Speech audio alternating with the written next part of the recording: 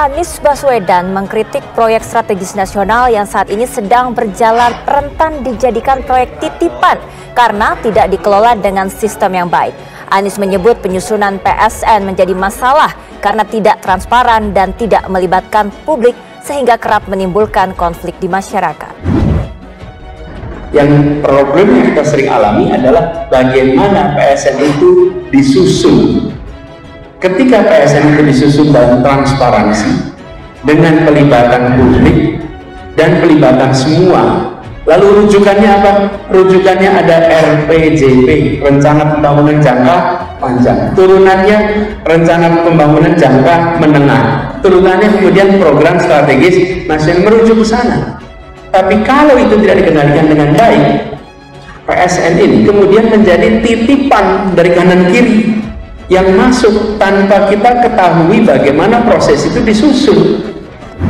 Sementara itu, Presiden Joko Widodo menantang balik Anies Baswedan untuk menunjukkan proyek strategis nasional mana yang merupakan titipan. Jokowi merespon pernyataan Anies yang menilai PSN adalah titipan kanan kiri. Soal tanggapannya Anies yang menyebutkan proyek strategis nasional ini merupakan proyek titip, apa tanggapannya Pak? Ya ditunjuk saja proyek yang mana yang titip siapa. Ya ditunjuk saja proyek yang mana yang titip siapa. Kenapa itu dibuat? Supaya mempercepat berbagai macam program yang sesuai dengan RPJP, yang sesuai dengan RPJMD. Itulah sebabnya dijadikan fast track. Tapi kalau fast track ini tanpa ada proses tata kelola yang benar, maka dia menjadi titipan kanan kiri. Dan ketika titipan kanan kiri, konsekuensinya dirasakan oleh masyarakat. Ganjar Pranowo, bakal calon presiden dari PDIP, meminta Anies untuk membuka data yang menyebutkan proyek strategis nasional adalah titipan kanan kiri. Ganjar menyebut dengan membuka data akan membuat permasalahan menjadi lebih jelas sehingga bisa dibuktikan dan tidak menimbulkan polemik. Pak Ganjar, dikit aja Pak, proyek nasional dikritik itu titipan kanan kiri Pak, ada komentar Pak? Pak, ada komentar Pak? Proyek nasional dikritik sama Anies Baswedan itu titipan kanan kiri Pak, apa komentarnya Pak? Titipan kanan kiri dibilang Anies Bang. Kasih jalan Pak. Gimana Pak? Kanan kiri itu siapa? Dia bilang titipan. Proyek strategis nasional itu titipan dibilang Pak, gimana tuh Pak? Sebutin aja datanya secara terbuka. Yang nitip siapa? Pakai data. Kalau pakai data nanti tidak akan membuat orang punya interpretasi lain. Kasih aja datanya dibuka, telanjang itu bagus. Jadi proyek selama ini semuanya berdasarkan pada kebutuhan Pak atau apa komentarnya Pak sebentar? Bukan. Konteksnya pertanyaan Anda tadi loh. Itu titipan kiri kanan itu siapa? Buka aja. Dugaan saya. Pak Anies yang bilang waktu itu. Ya, dugaan saya tidak ada yang bisa mengungkapkan data itu. Kalau ada dibuka. Jadi tidak menimbulkan spekulasi. Buka nggak apa-apa. Assalamualaikum warahmatullahi wabarakatuh. Jumpa lagi dengan saya di channel Nafas Pembaruan. Presiden RI Joko Widodo atau Jokowi merespon pernyataan bakal calon presiden atau baca pres Anies Baswedan soal dugaan proyek strategis nasional atau PSN merupakan titipan pihak-pihak tertentu. Jokowi tak terlalu memusingkan pernyataan tersebut dan meminta Anies untuk menunjukkan PSN yang menurutnya titipan dari pihak tertentu itu. Ya, ditunjuk saja proyek mana, yang ditip siapa, kata Jokowi singkat di sela-sela acara Istana Berbatik di Komplek Istana Kepresidenan Jakarta Minggu 1 Oktober. Sebelumnya, saat menghadirin agenda Rakornas Partai Masyumi, Anies menyinggung PSN diduga menjadi titipan pihak-pihak tertentu bila penyusunan proyek tersebut tidak dilakukan secara transparan. Mulanya, Anies menjelaskan PSN secara substansi merupakan hal wajar dan baik bagi negara bila disusun secara transparan dan melibatkan partisipasi publik. Namun sebaliknya, ia menilai PSN potensial berubah menjadi tidak adil bagi masyarakat jika tidak disusun secara transparan. Rujukannya rencana jangka panjang, turunannya seperti jangka menengah, dan turunannya kemudian PSN merujuk ke sana. Tapi kalau itu tak dilakukan dengan baik, PSN itu kemudian jadi titipan kanan kiri yang masuk tanpa kita ketahui bagaimana proses itu disusun, kata Anies. Kendati demikian, Anies tak merinci titipan kanan kiri siapa yang dimaksudnya tersebut. Anies mengatakan bila ada titipan dalam proyek itu, justru yang dirugikan adalah masyarakat.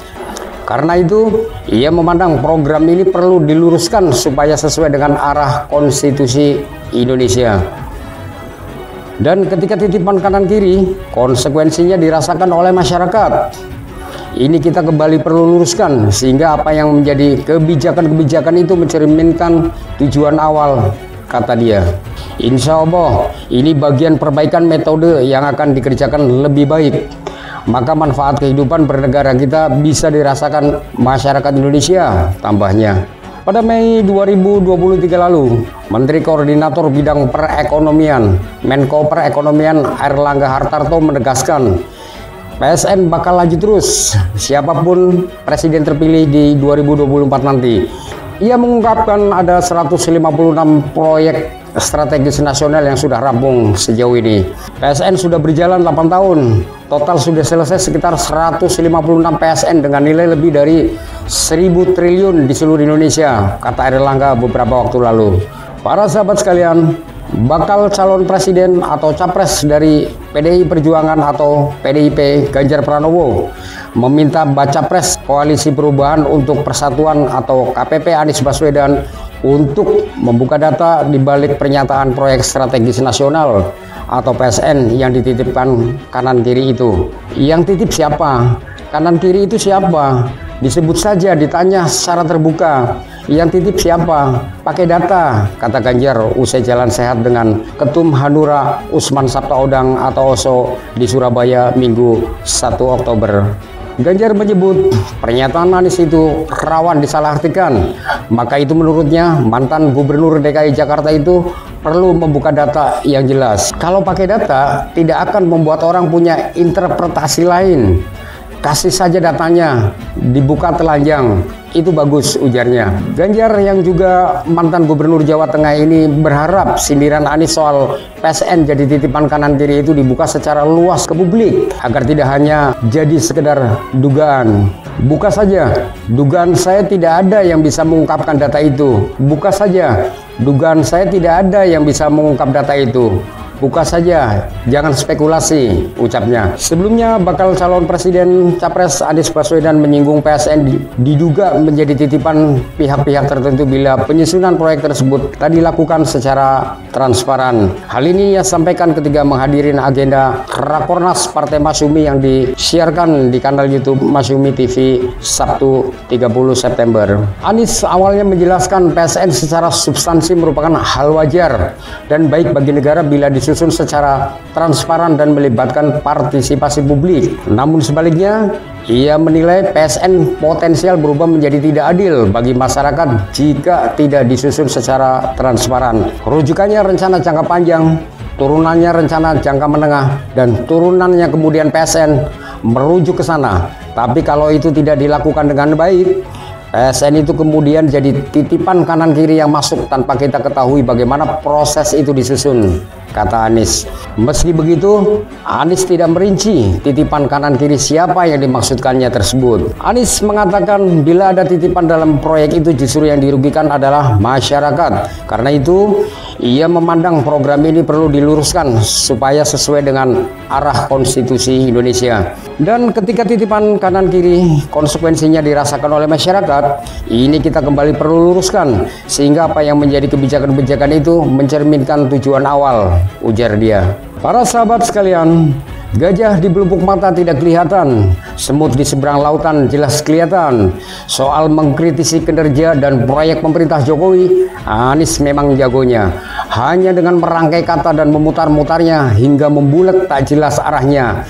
Tak lebih dari penggiringan opini dari framing picisan demi meraih simpati jelang Pilpres 2024. Anies lupa bercermin bahwa publik di negeri ini menyorotin kinerjanya yang gagal total selama menjabat menjadi Gubernur DKI Jakarta. Salah satunya, Anies Baswedan gagal membangun fasilitas pengolahan sampah Intermediate Treatment Facilities atau ITF yang berada di kawasan Sunter, Jakarta Utara. Padahal proyek ini sebelumnya digadang-gadang Anies sebagai solusi mengatasi masalah sampah di ibu kota. Kepala Dinas Lingkungan Hidup atau DLH DKI Jakarta Asep Kuswanto bahkan menyebut belum ada investor yang mau menggarap proyek ITF.